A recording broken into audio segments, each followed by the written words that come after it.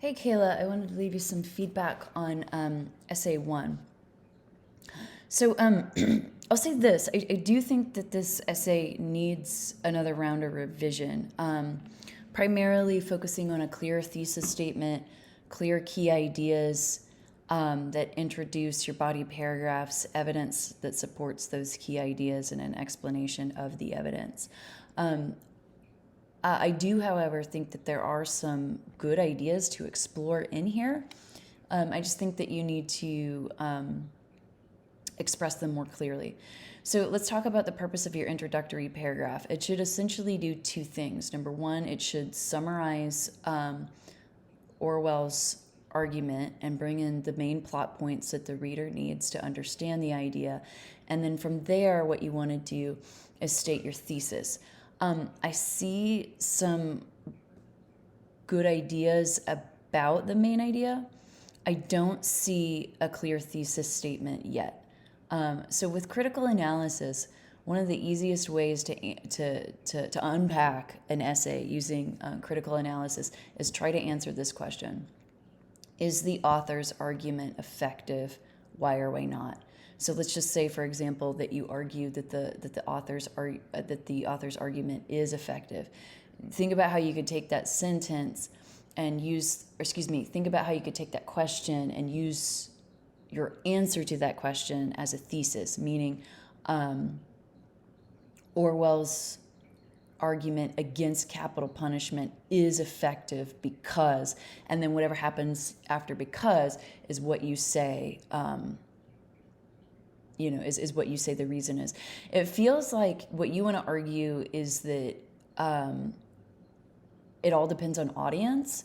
And I actually think that that's a good way to unpack this thing, right? So if you already align with Orwell, meaning that you're opposed to capital punishment, the argument is going to work for you, and then you need to identify the reasons why, right, and bring in the evidence to support it. And I think that you could pivot and say, however, if you're in favor of capital punishment, right, these are the reasons why the argument may not work. So I think it's possible to have a good argument here, but this essay needs another round of revision. So take a look at the my feedback on the week one writing assignment. I gave you some feedback on your summary. It's not quite there yet. You've got some misspelled or some word issues here. You want to avoid the use of direct quotations in summary, and there's just not a clear linear sense of organization.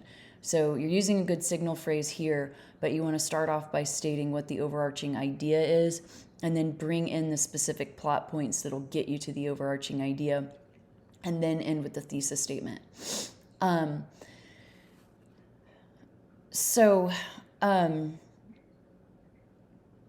Yeah, I agree with you again about audience. I think that you need to clarify really what you mean here. So instead of saying those who agree or disagree, you need to be more specific. So I would say those who are in favor of capital punishment or those who are opposed. You say Orwell gives details for they are still yeah, you need to do some revision in this sentence. Here you have a sentence fragment. I think that, yeah, as I read through these ideas again, I don't think that they're bad ideas. I think that you're on the right track, but there's not a clear sense of organization. There's no evidence for support, and some of the sentences are a little confusing and unclear, right? And this one is a sentence fragment. So what I want you to do is focus on presenting a key point that supports your thesis.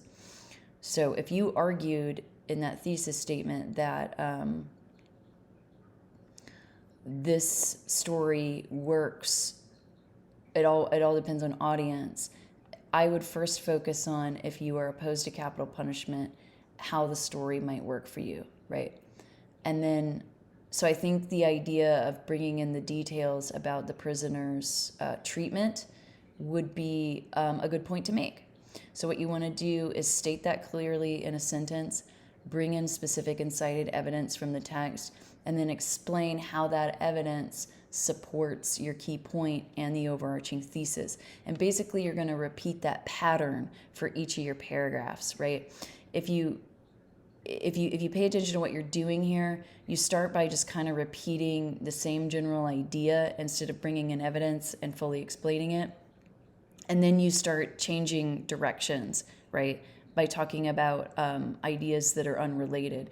So these aren't bad ideas, but they should be treated in their own paragraph. And yeah, I'm not quite. I think what you're asking is, how would I feel if I was in this person's position? But that's not fully realized here. And so I think that you could repeat that same pattern where you're starting with the key idea, right? You're bringing in evidence for support, and then you're fully explaining it.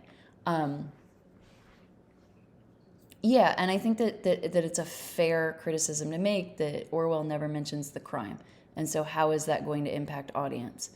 And then here, I think that this is a fair idea to explore as well, but it feels a little undeveloped, and it's not necessarily related to this idea. So they should be in separate paragraphs.